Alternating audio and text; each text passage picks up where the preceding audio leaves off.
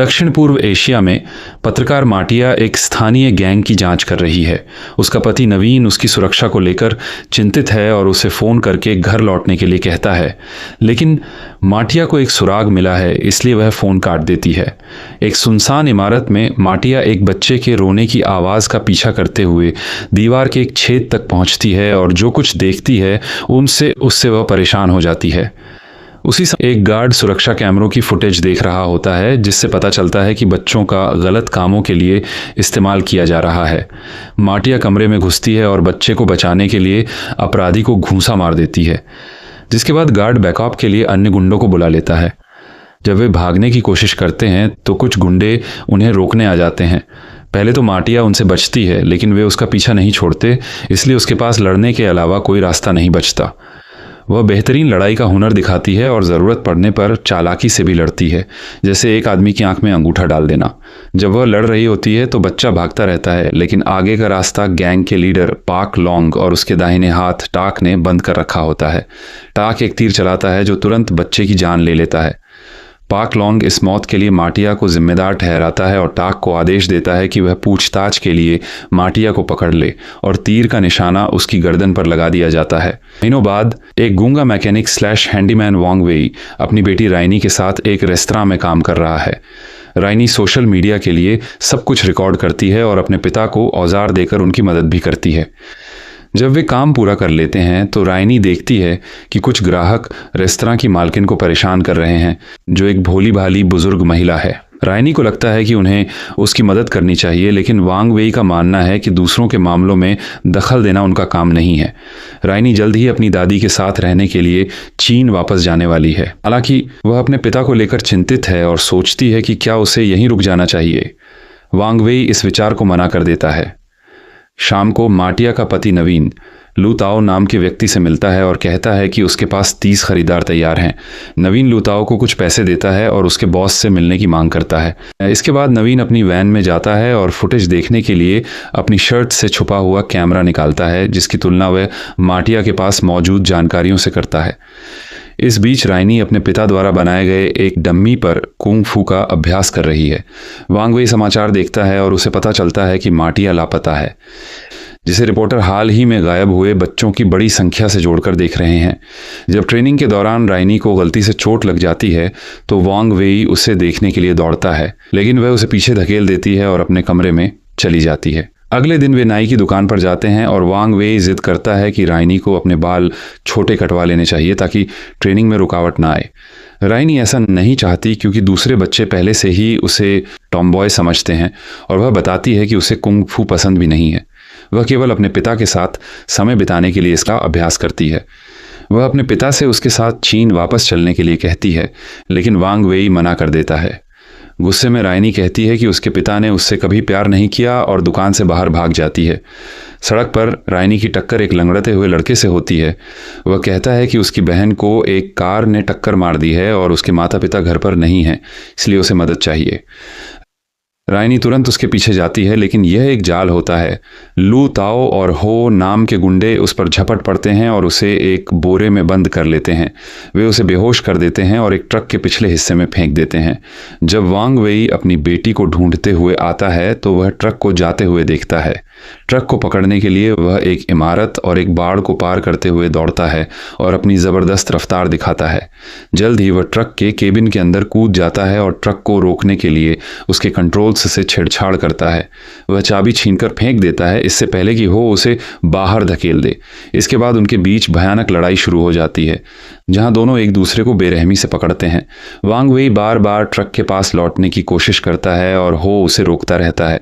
लू ताओ भी वांग वेई को लात मारकर लड़ाई में शामिल हो जाता है और फिर वांग वेई को एक इमारत के अंदर खींच लिया जाता है। जब ड्राइवर चाबी ढूंढ रहा होता है, वांग वेई एक ही समय में दोनों आदमियों से लड़ता है। वह लू ताओ को पकड़ने ही वाला होता है कि लू ताओ खुद को छुड़ाने के लिए वांग वेई पर एक औजार से वार कर देता है, जिससे वांग वेई को बाहर भागने और राइनी को ढूंढने के लिए ट्रक के पीछे कूदने का मौका मिल जाता है। ड्राइवर को चाबी नहीं मिलती, इसलिए वह तारों को सीधे जोड़कर हॉट वायर गाड़ी शुरू करने की कोशिश करता है। लू ताओ भी ट्रक पर कूद जाता है और दोबारा लड़ाई शुरू होने से पहले वांग वेई पर कचरा फेंकता है। वांग वेई को लू ताओ को नीचे गिराने में कुछ ही सेकंड लगते हैं और जल्द ही वह फिर से बोरों की तलाशी लेने लगता है। दुर्भाग्य से जब उसे आखिरकार रायनी मिल जाती है तो लू ताओ उसका पैर खींचकर उसे पीछे धकेल देता है। वांग वेई उसे ट्रक से बाहर लात मारने में कामयाब होता है, लेकिन लू ताओ की जगह हो आ जाता है जो वांग वेई के शरीर पर सीमेंट का एक ब्लॉक मारता है। एक और लड़ाई शुरू होती है और हो वांग वेई को रेलिंग के पास कोने में घेर लेता है। उसी समय ड्राइवर आखिरकार ट्रक चालू कर देता है, इसलिए गुंडे वहां से भागने से पहले वांग वेई को नीचे फेंक देते हैं और रास्ते में लू ताओ को भी उठा लेते हैं। एक हताश वांग वेई ट्रक के पीछे दौड़ता है। इस चक्कर में उसके जूते निकल जाते हैं और टूटे हुए शीशों से उसके पैरों में चोट लग जाती है। रायनी की आंख खुलती है और वह उसे आवाज़ देने की कोशिश करती है, लेकिन गलती से रेलिंग हट जाती है और वह किनारे से नीचे फिसलने लगती है। हो उसे बचाने के लिए उसके टखने पकड़ लेता है और रायनी मुकाबला करने की कोशिश करती है, तो इसलिए हो धमकी के तौर पर उसका सिर ज़मीन के बहुत करीब ले जाता है। वह उसे तभी ऊपर लाता है जब एक कार ट्रक के बहुत करीब आ जाती है। जैसे जैसे ट्रक की रफ्तार बढ़ती है वांग वेई भी अपनी गति बढ़ाता है। दुर्भाग्य से एक कार उसे टक्कर मार देती है और गैंग उसकी आंखों से ओझल हो जाता है। इसके बाद वांग वेई पुलिस स्टेशन जाता है और पुलिस वालों के लिए घटना की जानकारी लिखना शुरू करता है।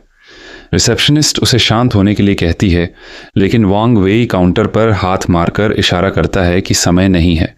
सार्जेंट याडोंग उसका केस लेने की कोशिश करती है, लेकिन चीफ उन्हें बीच में ही रोक देते हैं और कहते हैं कि उन्हें नियमों प्रोटोकॉल का पालन करना होगा। बाहर जाते समय वांग वेई का ध्यान लापता बच्चों के पोस्टरों पर जाता है। बाद में याडोंग सिस्टम में वांग वेई के बारे में खोजने की कोशिश करती है, लेकिन उसे उसके बारे में कुछ नहीं मिलता। घर पर वांग वेई रायनी के बारे में सोचते हुए अपने घावों का इलाज करता है। उसकी मदद करने का पक्का इरादा करके वह एक बैग में कुछ औजार रखता है, काले कपड़े पहनता है और जांच के लिए घर से निकल जाता है। उसका पहला सुराग एक टिकट है जो उसने ट्रक पर देखा था, जिस पर एक बाघ टाइगर का लोगो था। ये बाघ का लोगो एक नाइट क्लब के बाहर दिखाई देता है जहां लोग अवैध लड़ाइयों इलीगल फाइट्स पर सट्टा लगाते हैं। वांग वेई देखता है कि लू ताओ नवीन को क्लब के अंदर ले जा रहा है और वह उनका पीछा करने का फैसला करता है। ऊपरी मंजिल पर हो मिस्टर सॉन्ग से मिलने देने से पहले हथियारों की जांच के लिए नवीन की तलाशी लेता है। छुपे हुए कैमरे से सब कुछ रिकॉर्ड करते हुए नवीन नाटक करता है कि वह वीकेंड के लिए 3 बच्चों को किराए पर लेना चाहता है और कहता है कि वह उन्हें खुद चुनना चाहता है। सॉन्ग को तुरंत शक हो जाता है और वह नवीन को पकड़कर सच बताने की मांग करता है, लेकिन नवीन शांत रहता है और कहता है कि वह सिर्फ एक शक्तिशाली व्यक्ति का संदेशवाहक है। सॉन्ग उसकी बातों में आ जाता है और नवीन को अपने ठिकाने पर ले जाने के लिए तैयार हो जाता है। जब वांग वेई ऊपरी मंजिल पर घुसने की कोशिश करता है तो 2 बाउंसर उसे रोक देते हैं। लू ताओ उसे देख लेता है और उसकी टोपी फेंकते हुए उसे चले जाने के लिए कहता है।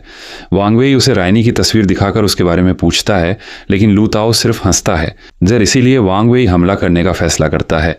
कुछ ही चालों में वह लू ताओ पर हावी हो जाता है और उसे तस्वीर दिखाते हुए उसकी गर्दन पकड़ लेता है। बाउंसर लू ताओ को छुड़ाने के लिए उस पर झपट पड़ते हैं और लू ताओ फिर से उससे लड़ने की कोशिश करता है। अब वांग वेई के सामने 3 दुश्मन हैं। वह बाउंसर्स से काफ़ी जल्दी निपट लेता है और लू ताओ की पसलियों पर लात मारकर उसे नीचे गिरा देता है और फिर से रायनी के बारे में पूछता है। लू ताओ उसे एक बोतल मारता है और नीचे चल रही लड़ाई को देख रही भीड़ के बीच छिपने के लिए बालकनी से कूद जाता है। उसे एक माइक्रोफोन मिलता है और वह वांग वेई की तरफ इशारा करते हुए ऐलान करता है कि उसके पास बंदूक है, जिससे भीड़ में भगदड़ मच जाती है। वह गैंग के लोगों से वांग वेई को मारने के लिए भी कहता है और उन्हें अच्छे पैसे देने का वादा करता है। वांग वेई पर बोतलों की बरसात की जाती है, जो खुद को बचाने के लिए रेलिंग के पीछे छिप जाता है। गैंग के लोग उसके पीछे जाते हैं, फिर भी वह उन सभी से एक साथ लड़ने में संकोच नहीं करता और अपने शानदार कुंग फू कौशल से उन्हें आसानी से पछाड़ देता है। एक डरा हुआ लू ताओ भागने की कोशिश करता है और फाइटिंग केज पिंजरे में जा गिरता है, लेकिन इससे पहले कि वह बच निकले वांग वेई उसके पैर पकड़कर उसे नीचे खींच लेता है। इससे पहले कि वह कुछ कर पाता 2 फाइटर्स वांग वेई को लात मार देते हैं, जिससे लू ताओ बाहर निकल जाता है। गैंग के लोग लड़ाई देखने के लिए पिंजरे को घेर लेते हैं, लेकिन पेशेवर फाइटर्स भी वांग वेई को नीचे नहीं गिरा पाते। जब एक और आदमी लड़ाई में शामिल होने की कोशिश करता है तो वांग वेई एक हथौड़ा निकालता है और उसकी बोतल को चकनाचूर कर देता है, फिर जबरदस्त वार करके उसे नीचे गिरा देता है। अब फाइटर्स को टूटे हुए शीशों पर पैर रखना पड़ता है, जिससे वांग वेई हथौड़े की मदद से उन्हें आसानी से हरा देता है। इनाम के लालच में और भी गुंडे पिंजरे में घुसते हैं, फिर भी वांग वेई को उन सभी को पीटने में कोई दिक्कत नहीं होती। जब लू ताओ भागने की कोशिश करता है तो वांग वेई उसके सिर पर हथौड़ा फेंकता है और उससे दोबारा लड़ने के लिए उस पर झपट पड़ता है। वह उसे सीढ़ियों पर घेर लेता है और उसका गला घोंटने की कोशिश करता है, लेकिन और आदमी वांग वेई पर कूद पड़ते हैं और लू ताओ को भागने का मौका मिल जाता है। उसी समय एक गुंडा सॉन्ग को सचेत करने के लिए दौड़ता है, जिसे लगता है कि इस सब के पीछे नवीन का हाथ है। सॉन्ग अपने आदमियों को नवीन को मारने का आदेश देता है और पिछले दरवाजे से भाग जाता है। गैंग के लोगों को लगता है कि यह आसान काम है, लेकिन नवीन अपनी तेज फाइटिंग चालों से उन्हें हैरान कर देता है। जैसे ही उसे मौका मिलता है वह कमरे से बाहर भागता है और गुंडे उसके पीछे लग जाते हैं। जल्द ही नवीन निचली मंजिल पर पहुंच जाता है और उसे वहां मौजूद आदमियों से अपना बचाव करना पड़ता है। भागने की कोशिश में लू ताओ उससे टकरा जाता है और नवीन उसे पिंजरे में फेंक देता है। वांग वेई देखता है कि नवीन ने आखिरी गुंडे को बेहोश कर दिया है और भाग रहा है, इसलिए वह उसका पीछा करता है। सिक्योरिटी रूम में नवीन कंप्यूटर से एक यूएसबी स्टिक जोड़ता है और सभी सुरक्षा कैमरों की फुटेज डाउनलोड करना शुरू कर देता है। अचानक वांग वेई उसे पीछे से पकड़ लेता है और खिड़की से बाहर फेंक देता है, जिससे एक और लड़ाई शुरू हो जाती है। चूंकि दोनों ही बहुत प्रतिभाशाली योद्धा हैं, इसलिए कोई भी एक दूसरे पर हावी नहीं हो पाता और उनकी चालें एक दूसरे को काटती रहती हैं। जब वांग वेई अपनी जैकेट उतारता है तो रायनी की तस्वीर नीचे गिर जाती है और नवीन को समझ आ जाता है कि यह सिर्फ एक चिंतित पिता है। वह समझाता है कि वे दोनों एक ही तरफ हैं, इसलिए वे यूएसबी स्टिक लेते हैं और एक साथ भाग जाते हैं। बाद में ठिकाने पर सॉन्ग क्लब में एक जासूस नवीन को लाने के लिए लू ताओ को बेरहमी से पीटता है। फिर वह उस लंगड़ाते हुए लड़के को बुलाता है, जिससे पता चलता है कि वह लू ताओ का ही बेटा है। सॉन्ग अपने आदमियों को आदेश देता है कि वे लू ताओ को उसके बेटे के सामने ही मार डालें। इसके बाद लंगड़ाते हुए लड़के को दूसरे बच्चों के साथ बेसमेंट में फेंक दिया जाता है। रायनी उस पर धोखा देने के लिए चिल्लाती है, लेकिन लड़का कहता है कि वह खुद बेवकूफ़ थी जो अच्छे होने का नाटक कर रही थी। गुस्से में रायनी उस पर झपट पड़ती है और उसे पीटने की कोशिश करती है, इसलिए गुंडों को उन्हें अलग करने के लिए नीचे आना पड़ता है। रायनी इस मौके का फ़ायदा उठाकर भागने की कोशिश करती है, लेकिन उसे आसानी से नीचे गिरा दिया जाता है। वैन में वांग वेई और नवीन एक साथ फुटेज देखते हैं और नवीन जांच की सारी बातें शेयर करता है। सॉन्ग ने हो को तब उठाया था जब वह छोटा बच्चा था और मजाक के तौर पर उसे रिंग में फेंक दिया करता था। वह शहर का सबसे बड़ा मानव तस्कर ह्यूमन ट्रैफिकर है और माटिया उसे पकड़वाने के लिए सबूत इकट्ठा कर रही थी।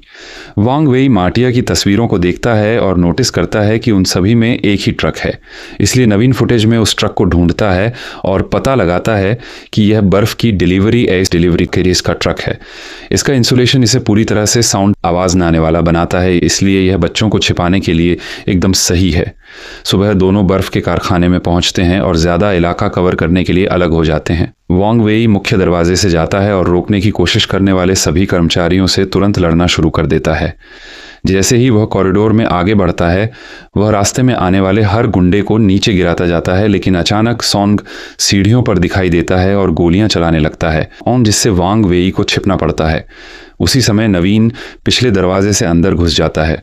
जब वह फ्रीजर में पहुंचता है तो बर्फ के ब्लॉकों के अंदर मरे हुए लोगों को देखकर हैरान रह जाता है, जिसमें लू ताओ भी शामिल है।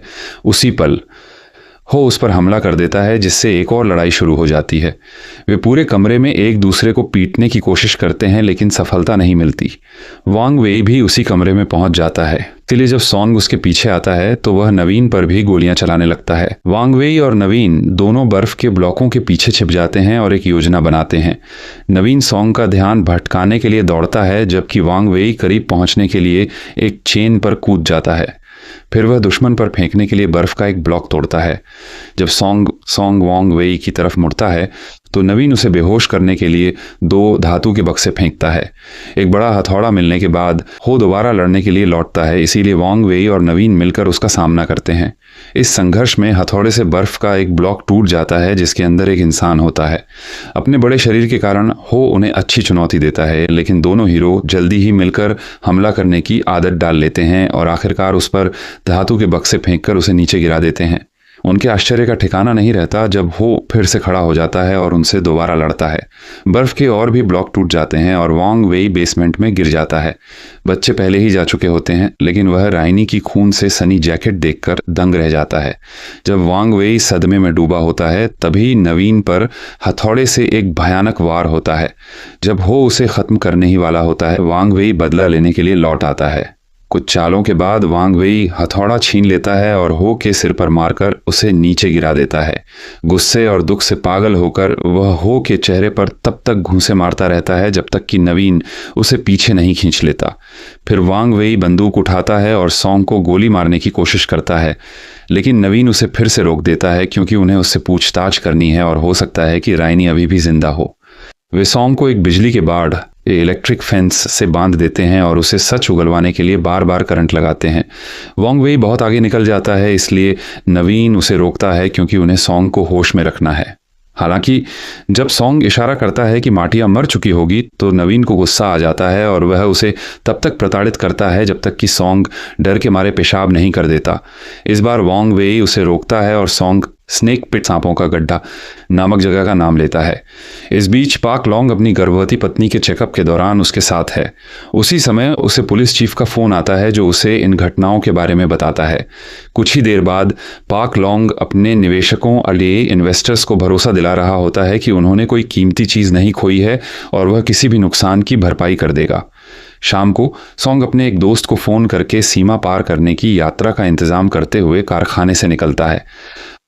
हालांकि टाक और पाक लॉन्ग द्वारा घेरे जाने से पहले उसके पैर में एक तीर मारकर उसे नीचे गिरा दिया जाता है। स्नेक पिट में बच्चों को एक सेल के कोठरी में बंद कर दिया गया है। राइनी कुछ बक्सों पर चढ़ती है और खिड़की की सलाखों को खींचने की कोशिश करती है, लेकिन कोई फायदा नहीं होता। लंगड़ाता हुआ लड़का उसे लगातार घर की बातें करने के लिए डांटता है और खुलासा करता है कि सॉन्ग ने उसके पूरे परिवार को मार डाला था। राइनी उससे वादा करती है कि वह उसे भी आज़ाद कराएगी। तभी उसे एक छोटा बिजली का बॉक्स दिखाई देता है और वह उसे खोलने के लिए एक सिक्के का इस्तेमाल करती है। वह ढक्कन हटाती है और सलाखों को घिसना शुरू करती है, लेकिन उसे ढूंढ रहे एक गुंडे के कारण वह रुक जाती है। रानी धातु के ढक्कन से उसकी बांह और चेहरे पर कट मार देती है और उसे लात मारकर नीचे गिरा देती है। फिर वह लंगड़ते हुए लड़के की चेतावनी को अनदेखा करते हुए सभी बच्चों को अपने साथ सेल से बाहर भगाती है। दुर्भाग्य से गुंडे तुरंत बच्चों को घेर लेते हैं और उन्हें दोबारा पकड़कर सेल में डाल देते हैं। केवल राइनी ही इतनी तेज भाग पाती है कि बच निकले। बाहर वांग वेई और नवीन को एक सांप के लोगों वाली इमारत के पास बर्फ का ट्रक मिलता है। वे पिछले दरवाजे की तलाश में साइड वाली गली में जाने का फैसला करते हैं और नवीन माटिया के अकाउंट से लाइव स्ट्रीमिंग शुरू कर देता है ताकि दुनिया को स्नेक पिट और माटिया की खोजों के बारे में पता चल सके। पुलिस स्टेशन में याडोंग वांग वेई द्वारा एक गुंडे को पीटने की फुटेज देखती है। राइनी बस बाहर निकलने ही वाली होती है, लेकिन गैंग उसे घेर लेता है और नीचे गिरा देता है। फिर भी राइनी एक दृढ़ लुक के साथ खड़ी होती है और हार मानने से इनकार कर देती है। उसी समय वांग वेई और नवीन उन्हें ढूंढ लेते हैं और जल्दी से गुंडों को पीट देते हैं। राइनी अपने पिता को गले लगाने के लिए दौड़ती है और रोते हुए माफ़ी मांगती है। जब वे जाने की कोशिश करते हैं तो राइनी उन्हें रोकती है और दूसरे बच्चों को भी बचाने के लिए कहती है। नवीन ऐसा करने के लिए सहमत हो जाता है और वांग वेई से राइनी को घर ले जाने के लिए कहता है। सड़क पर भीड़ पहले से ही इकट्ठा हो रही है और पुलिस भी जल्द ही पहुंच जाती है। याडोंग बच्चों को बचाने के लिए तैयार है, लेकिन चीफ उसे रोक देते हैं और दावा करते हैं कि उनके पास कार्रवाई करने का कोई कारण नहीं है। जब सड़क पर गुंडों का एक झुंड दिखाई देता है तो चीफ उनके लिए रास्ता खोल देते हैं। गली में वांग वेई बैकअप को आते हुए देखता है। वह नवीन और बच्चों के लिए चिंतित है, लेकिन जब राइनी उसकी जैकेट खींचती है तो उसे अपनी जिम्मेदारी याद आती है और वे एक बाइक पर भाग निकलते हैं। ऊपरी मंजिल पर नवीन बच्चों को सेल से आज़ाद कराता है। जब गैंग उनके पीछे आता है तो वे दूसरे कमरे में छिप जाते हैं और ठीक समय पर दरवाज़ा बंद कर लेते हैं। अचानक एक इंजन की आवाज़ सुनाई देती है। यह वांग वेई है जो बाइक पर है और गुंडों को नीचे गिराने के लिए क्वार्टर के बीच से बाइक चला रहा है। राइनी के पास एक डंडा है और वह भी कई गुंडों को मारती है। नवीन एक चेन लेकर कमरे से बाहर आता है और लड़ाई में शामिल हो जाता है। वह अकेले ही कई आदमियों का सामना करता है, जबकि वांग वेई और राइनी मिलकर काम करते हैं। कुछ ही मिनटों में गैंग हार जाता है। रायनी बच्चों को कमरे से बाहर लाती है, लेकिन नोटिस करती है कि उनमें से कुछ गायब हैं। वे बाकी बच्चों को ढूंढने और उन्हें भी आज़ाद कराने के लिए सेल की तरफ भागते हैं। दुर्भाग्य से गुंडे और लोगों के साथ वापस आ जाते हैं, इसलिए नवीन और वांग वेई उन्हें हॉलवे में रोकते हैं, जबकि बच्चे ऊपर की तरफ भागते हैं। जब वे आदमी लड़ना जारी रखते हैं तो लंगड़ाते हुए लड़के को कुछ चादरें मिलती हैं और बच्चे उन्हें एक साथ बांधकर खिड़की से बाहर फेंक देते हैं। बाहर खड़ी भीड़ तब दीवानी हो जाती है जब वे बच्चों के एक झुंड को बेड शीट के सहारे खतरनाक तरीके से नीचे उतरते हुए देखते हैं। हर कोई तस्वीरें लेने लगता है और कुछ न करने के लिए पुलिस को कोसता है। याडोंग मदद करना चाहती है, लेकिन चीफ उसे रोक देते हैं और दूसरे पुलिस वालों से उसे गिरफ्तार करने के लिए कहते हैं। हालांकि वहाँ से दूसरे अधिकारी अब और बर्दाश्त नहीं करते और याडोंग का समर्थन करने का फैसला करते हैं और वे सब मिलकर इमारत में घुस जाते हैं। पुलिस द्वारा रास्ता न रोकने के कारण भीड़ बेडशीट की तरफ दौड़ती है और बच्चों को नीचे आने में मदद करती है। लंगड़ाता हुआ लड़का चादरें पकड़ता है, जबकि बाकी सब नीचे चले जाते हैं और आखिरकार केवल रायनी बचती है। जैसे ही वह नीचे उतरती है, बेडशीट अचानक टूट जाती है और वह गिरने लगती है, लेकिन नीचे लोग उसे एक कंबल पर सुरक्षित पकड़ लेते हैं। सीढ़ियों पर वांग वेई और नवीन गैंग से लड़ना जारी रखते हैं और आसपास की चीज़ों से उन्हें बेरहमी से पीटते हैं। पहले तो उनका हुनर उस इलाके को सुरक्षित रखने के लिए काफ़ी होता है, लेकिन और भी आदमी आते जाते हैं और सीढ़ियों का रास्ता बंद रखना मुश्किल हो जाता है। उसी पल पुलिस अंदर घुसती है और कुछ गुंडों को गोली मार देती है, जिससे बाकी आत्मसमर्पण कर देते हैं। उसी समय एक आदमी खिड़की पर लंगड़ाते हुए लड़के को पकड़ने की कोशिश करता है, लेकिन याडोंग उसे गोली मार देती है। कुछ ही देर बाद कई पत्रकार सड़क पर मचे इस तहलका को कवर कर रहे होते हैं। जब नवीन याडोंग से पूछता है कि क्या उन्हें तलाशी के दौरान माटिया मिली, तो वह ना में सिर हिला देती है। समाचार देखने के बाद पाक लॉन्ग अपने ससुर और पुलिस चीफ सहित अपने निवेशकों से मिलता है। इन बूढ़े लोगों का क्लब और कारखाने में पैसा लगा था, लेकिन वे पीछे चल रहे इस गंदे धंधे के बारे में नहीं जानते थे। उसका ससुर चाहता है कि पाक लॉन्ग को गिरफ्तार कर लिया जाए ताकि वह अपनी इज्जत बचा सके। जब एक आदमी उसे मुसीबत कहता है और उस पर उंगली उठाता है, तो पाक लॉन्ग उसकी उंगली को तब तक चबाता है जब तक कि वह कट न जाए। फिर वह उस आदमी के सिर पर एक बोतल मारता है।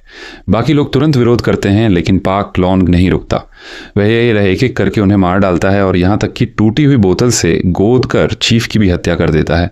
उसका ससुर उस पर कटाना तलवार से हमला करने की कोशिश करता है, लेकिन पाक लॉन्ग उसे आसानी से निहत्था कर देता है और अपनी ही तलवार से उसे मारने से पहले कुछ वार करता है।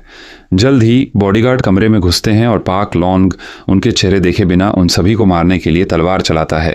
इस अफरा तफरी में वह अपनी पत्नी के गर्भवती पेट में भी तलवार घोंप देता है। जैसे ही वह फर्श पर मृत गिरती है, पाक लॉन्ग दर्द से चीख उठता है। कारखाने में वो अकेला होश में आता है। वह बाहर जाता है और दर्जनों तीरों से एक ट्रक पर बंधे मृत सॉन्ग को देखकर दंग रह जाता है, जिससे उसका मानसिक संतुलन पूरी तरह से टूट जाता है। पुलिस स्टेशन में दर्जनों माता पिता अपने बच्चों से मिलते हैं। याडोंग वांग वेई से कहती है कि वह गवाही देगी कि उसने आत्मरक्षा में कदम उठाया था, लेकिन जब तक उसे जमानत नहीं मिल जाती वह उसे छोड़ नहीं सकती, इसलिए उसे सुबह तक इंतजार करना होगा। वह तब तक रानी की देखभाल करने का वादा करती है। कोठरी में नवीन वांग वेई को उसकी मदद के लिए धन्यवाद देता है और बताता है कि माटिया के साथ उसकी आखिरी बातचीत एक बहस थी, इसलिए वह चाहता है कि वह उससे माफ़ी मांग सके। अचानक टाक स्टेशन में घुसता है और अपने धनुष से पुलिस वालों को मारना शुरू कर देता है। जब बिजली चली जाती है तो केवल इमरजेंसी लाइटें बची रह जाती हैं। एक अधिकारी ब्रेकर बॉक्स की जांच करने जाता है और अपने सहकर्मियों की लाशें देखकर चौंक जाता है। टाक अपने ब्लेड से उस पर कई वार करता है और फिर एक तीर से उसे मार डालता है। जैसे जैसे और पुलिस वाले आते हैं, टाक को उनसे आमने सामने लड़ना पड़ता है, लेकिन वह भी लड़ाई में बहुत माहिर है। कोठरी में वांग वेई और नवीन को ये आवाज़ें सुनाई देती हैं, इसलिए वे उस चाबी तक पहुंचने की कोशिश करते हैं जो एक ऑफिसर से नीचे गिर गई थी। ऑफिस में याडोंग रायनी और लंगड़ाते हुए लड़के को वहीं रुकने के लिए कहती है और खुद जांच करने के लिए बाहर निकलती है। उसे लॉबी में टाक मिलता है और वह उस पर अपनी बंदूक तान देती है। इसके बावजूद टाक उस पर एक तीर चला देता है। उसी पल पाक लॉन्ग अंदर आता है और याडोंग को लात मारकर नीचे गिरा देता है। जब पाक लॉन्ग और टाक कोठरी सेल के पास पहुंचते हैं तो दोनों हीरो वहां से पहले ही निकल चुके होते हैं। गुस्से में पागल पाक लॉन्ग ऊपर जाता है और उन्हें बच्चों को बचाते हुए पकड़ लेता है। टाक उन पर तीर चलाने की कोशिश करता है, लेकिन एक जख्मी पुलिस ऑफिसर उसका पैर पकड़ लेता है जिससे उसका निशाना चूक जाता है। गुस्से में टाक उस ऑफिसर का हाथ काट डालता है। तो इसके बाद जहां एक तरफ नवीन पाक लॉन का सामना करता है, वहीं दूसरी तरफ वांग वेई टाक से भिड़ जाता है। दोनों लड़ाइयों में योद्धाओं का ज़बरदस्त हुनर देखने को मिलता है और ऐसा लगता है कि कोई भी एक दूसरे पर हावी नहीं हो पा रहा है। इस संघर्ष के बीच एक तीर रायनी के पैर में जा लगता है। लंगड़ाता हुआ लड़का उसे एक सुरक्षित जगह पर पहुंचाने में मदद करता है और तीर को तोड़ देता है ताकि वह आराम से बैठ सके।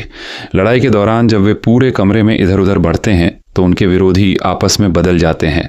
पाक लॉन्ग वांग वेई के चेहरे पर वार करना शुरू कर देता है, लेकिन तभी नवीन टाक को पाक लॉन्ग के ऊपर फेंक देता है जिससे वह पीछे हट जाता है। अब यह लड़ाई टीम बनाकर आगे बढ़ती है, जहां दोनों टीमें मिलकर हमला करती हैं और जो भी सामने आता है उसे पीटती हैं। अचानक वो वहां पहुंच जाता है और पाक लॉन्ग पर हमला कर देता है क्योंकि वह अपने पिता सोंग ओती सिनबिन माख्तुमसोन की मौत का बदला लेना चाहता है। जब वे दोनों आपस में लड़ रहे होते हैं तो नवीन और वांग वेई टाक के पीछे लग जाते हैं। हालांकि दोनों लड़ाइयां बार बार एक दूसरे से टकराती हैं। पाक लॉन्ग हो का मजाक उड़ाते हुए कहता है कि वह सोंग को अपना पिता समझ रहा है, जबकि सच्चाई यह है कि हो भी महज एक अगवा किया गया बच्चा ही है। यह बात सुनकर हो का गुस्सा और बढ़ जाता है और वह नवीन तथा टाक को धक्का देकर निचली मंजिल पर फेंक देता है। ये दोनों नीचे डेस्क मेज़ों के ऊपर एक दूसरे से लड़ते हैं, जबकि ऊपर वांग वेई और हो मिलकर पाक लॉन्ग का मुकाबला करते हैं। नीचे नवीन ऑफिस के सामानों से लड़ाई लड़ता है और टाक उसे कई बार चाकू या नुकीली चीज़ मार देता है। जब नवीन लड़ाई में टाक का ब्रेसलेट तोड़ता है तो वह यह देखकर दंग रह जाता है कि उसमें से माटिया की अंगूठी नीचे गिरती है। टाक इस बात को कबूल करता है कि उसने माटिया को मार डाला है और वह अंगूठी दिखाकर नवीन को चिढ़ाता है। गुस्से से तमतमाया नवीन अपनी पूरी ताकत से उस पर टूट पड़ता है, लेकिन यह काफ़ी नहीं होता और टाक उसे फिर से जख्मी कर देता है।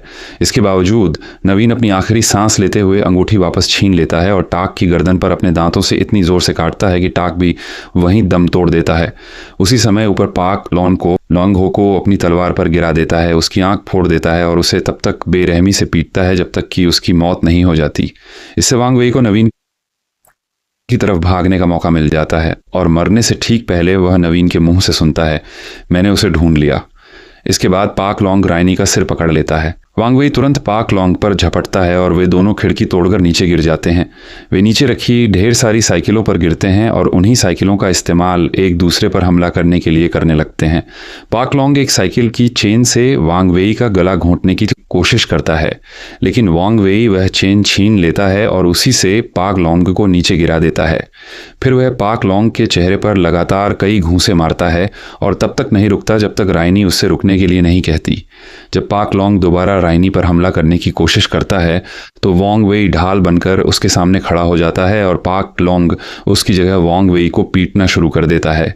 लंगड़ाता हुआ लड़का दौड़कर पाक लॉन्ग को पीछे धकेलता है, फिर भी वह आदमी दोबारा लड़ने के लिए खड़ा हो जाता है। चूंकि वांग वेई बेहोश हो चुका है, इसलिए सभी बच्चे एक दूसरे का हाथ पकड़ लेते हैं और खुद लड़ने के लिए तैयार हो जाते हैं। लेकिन अचानक पाक लॉन्ग को खून की उल्टी होती है। वह दूर जाने की कोशिश करता है और आखिरकार वहीं पर मरकर गिर जाता है। 1 महीने बाद वांग वेई, याडोंग और सभी बच्चे मिलकर नवीन की अस्थियों को समुद्र में विसर्जित करते हैं। वांग वेई नवीन और माटिया की यादों को सम्मान देने के लिए उनकी अंगूठियों और नामों के साथ एक संदेश पुल पर लटका देता है। ऐसी ही और वीडियो देखने के लिए चैनल को सब्सक्राइब करना और नोटिफिकेशन ऑन करना न भूलें। देखने के लिए धन्यवाद।